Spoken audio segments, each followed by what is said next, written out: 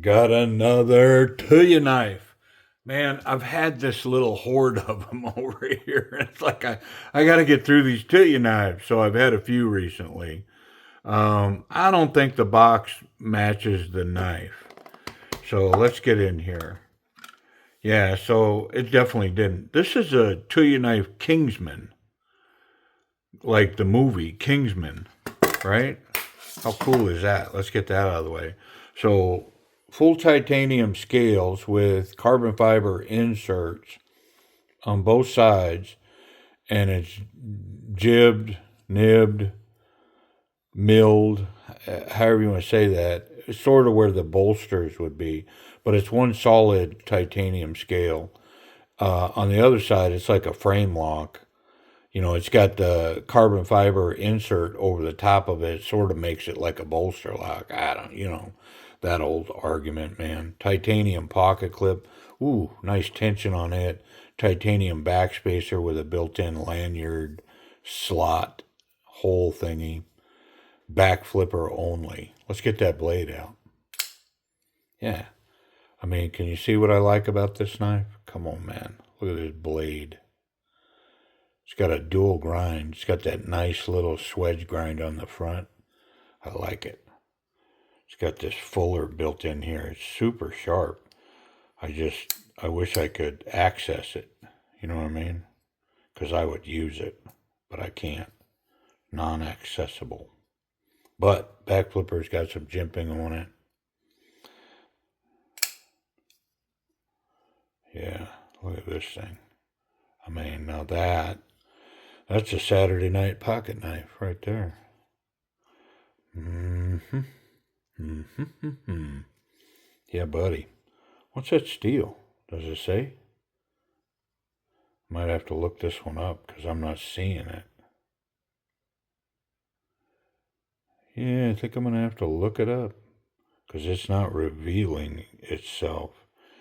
Now, this one's interesting. So I got this from my man Dave over there at Tuyaknife, and it had some, what do they, I don't know. Sometimes you get this carbon fiber and it can have some dimples in it. Well, they tried working it a little bit, and you know what? None of that confronts me. So this one's going to go in my personal case.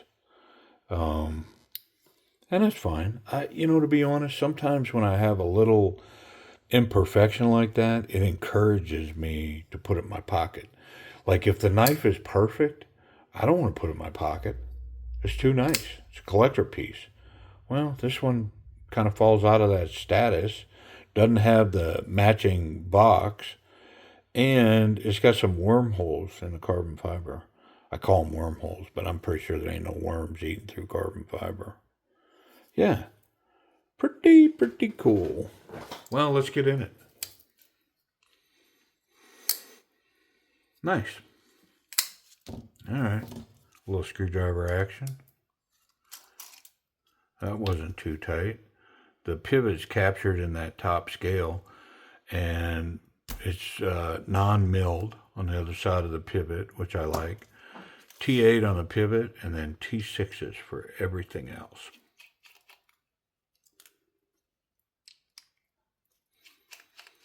The pocket clip has a ton of tension on it, so I don't think I'm going to do anything with it. I think I'm going to pull it just to see if that scale comes off.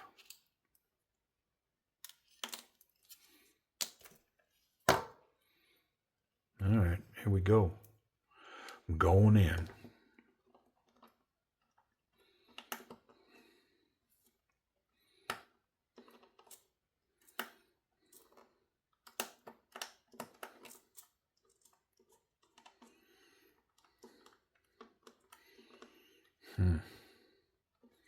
Might have to get an assist, because yeah, that's not wanting to separate. Keep them separated. Yeah, let's see. I'm gonna try right there. Nope. Let's try back here.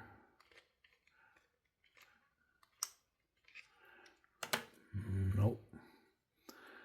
this doesn't look like it's moved at all.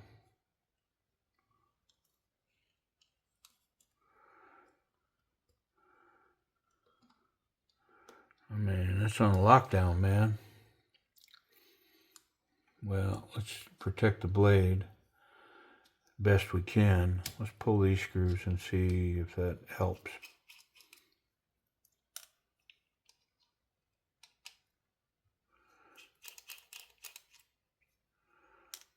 I mean, this side came off. That backspacer is locked in. Well, there it comes. I mean, I've said this before.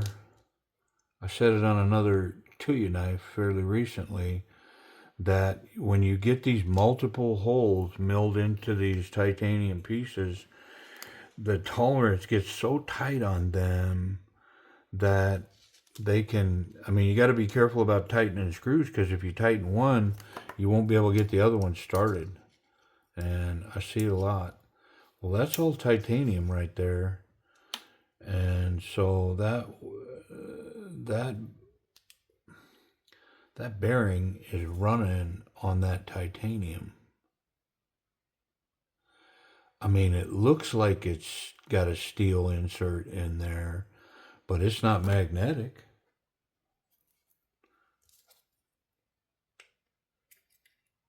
Yeah, it was. Okay. It's just very lightly magnetic. I was going to say, that's concerning. Yep. But never mind.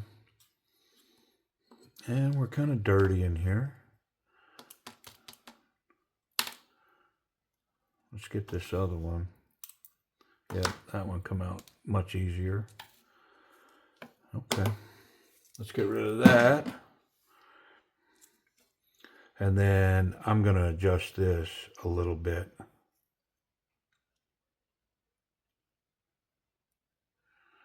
And that pin is on lockdown right there. So I think I'll leave it be. There's no reason for me to force it out of there. All right. I mean, it's funky enough in there that little ethanol is going to come to play. Just a little bit. Not a lot.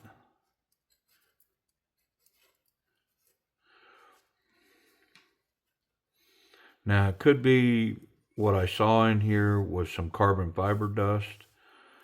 Somebody sanding on that carbon fiber. I mean, I see some whatever in here as well.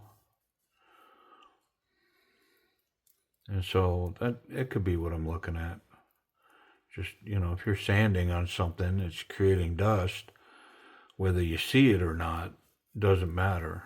It's creating it. There we go. And the pocket clip was tight, so I'm not going to adjust it.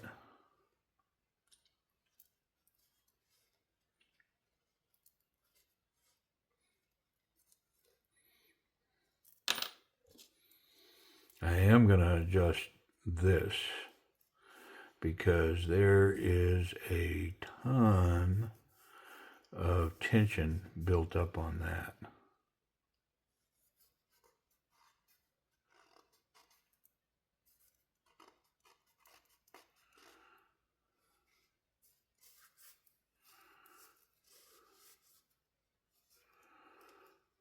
Let's get the little parts and then we'll adjust that.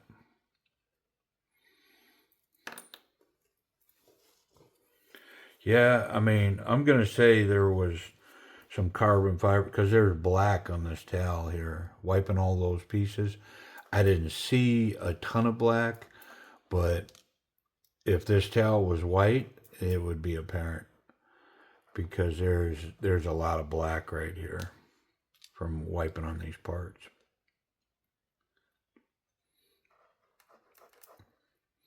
But no worries.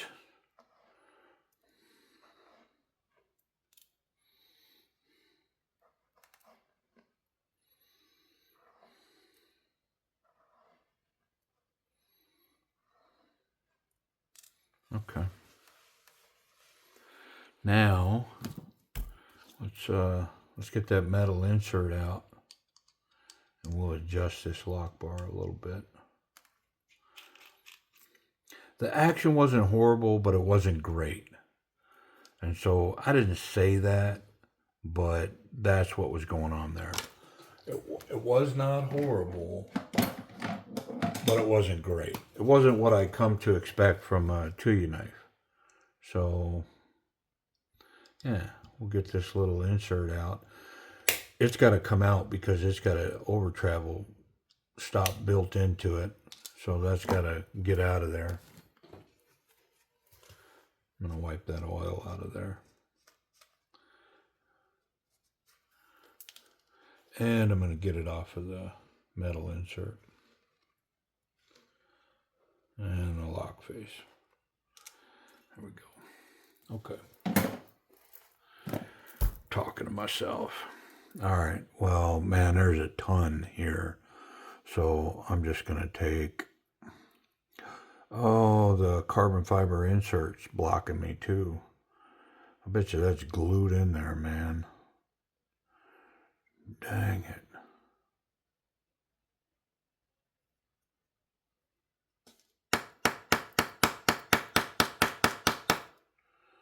It's got to be glued in there because there's no...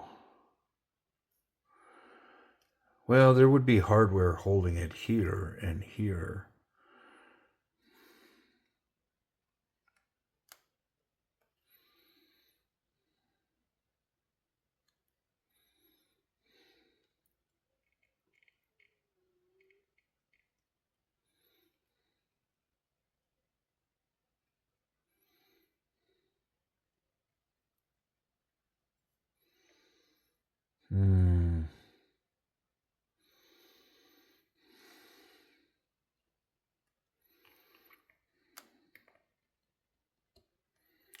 See if I can manipulate it a little bit without having to, because I think the way to get that off, what I would do is I would soak this in ultrasonic in some hot water, and I think then when I did this, it would pop free. It would loosen up that glue that's behind it. But if I can manipulate it without busting it, without cracking it, I mean, I think I did a little bit. I'm going to be stuck right there.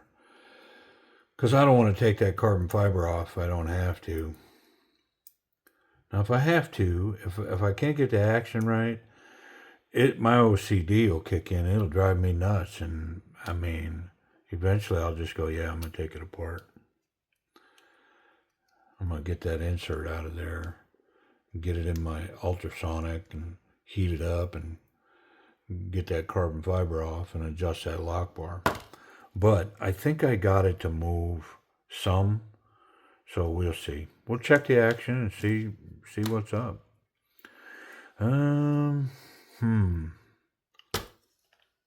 What to do. I think I need to mount this on the top. Get it in place.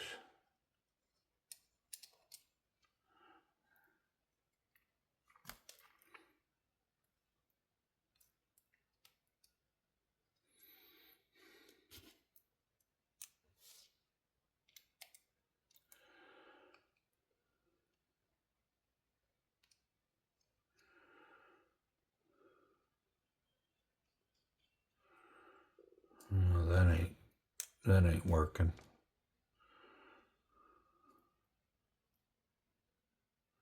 Well, I can see why. I mean, so what am I missing? There it is.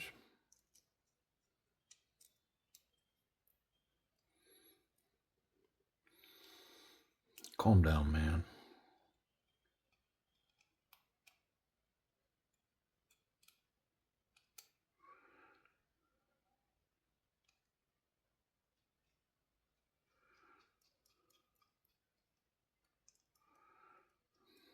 There we go.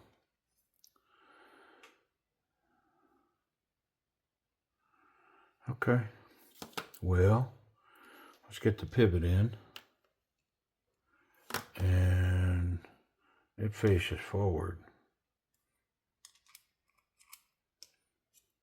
Like so.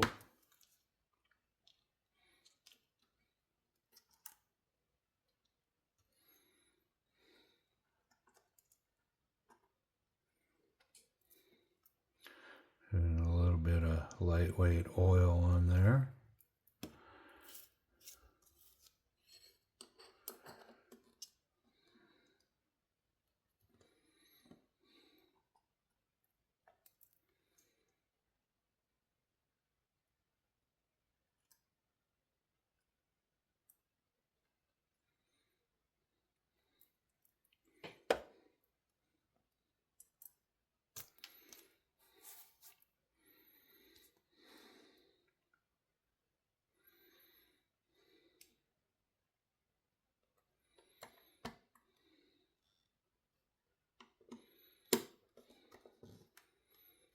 Went together a whole lot easier than it came apart. I should probably hold my tongue though till I'm actually together, right?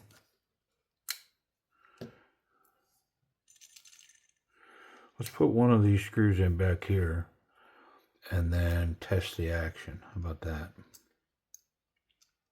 Because if it's crap, I may just tell y'all I'll see you later. We're going to blank out. And then over the next week or so, I'll try to get to it and do a follow-up video and get that taken off of there. Yeah, what's going on there? I don't feel like it's running well at all.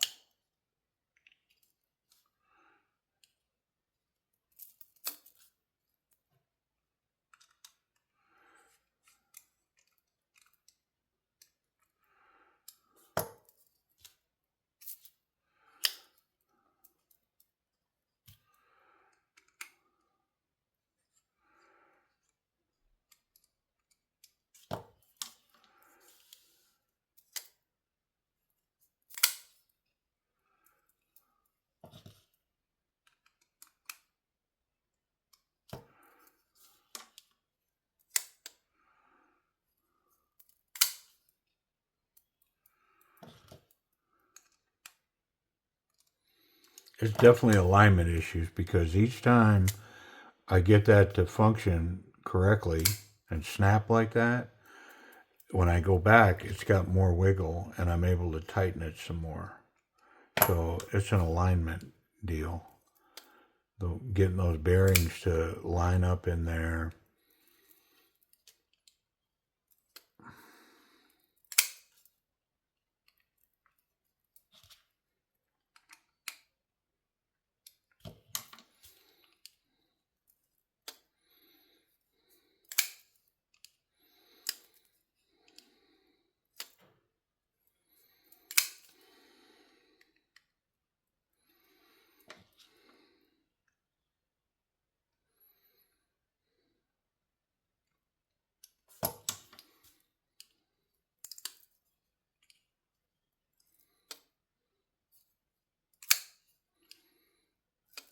Okay. Well, let's add some more screws here.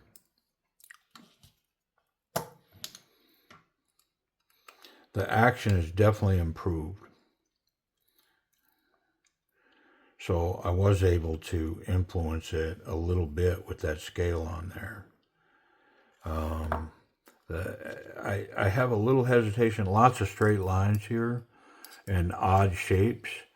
So 2 screws, it's down into the carbon fiber, but as long as these screws stay tight, we should be good. They're different screws too.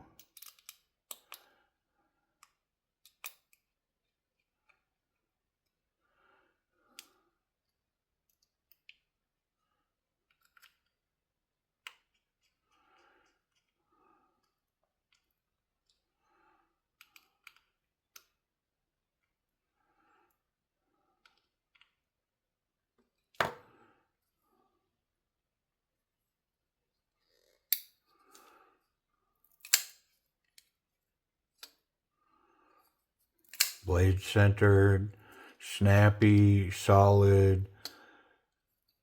I mean, very hydraulic action. I got to shake it a little bit, but very hydraulic. I can tell you where it's locking up here that I could definitely impact this action some more, but it's good now. It's locked up. I don't think I'm going to bother with it because look, I mean, you're watching that action right there. I got nothing to complain about. It's very hydraulic, very smooth. So let's cover the action. I mean, I got to influence it a little bit going down. I'd probably call it an A to an A minus. It's really good. I'm going to go to A minus because of this right here. So that top release detent is way over there. Yeah, blade centered, very nice. Yeah, A minus. It's good action. What about ergonomics? Yeah, so this is definitely a Saturday night special, wonderful higher end knife. Very cool. Excellent ergonomics. Not so confident, confident, very confident.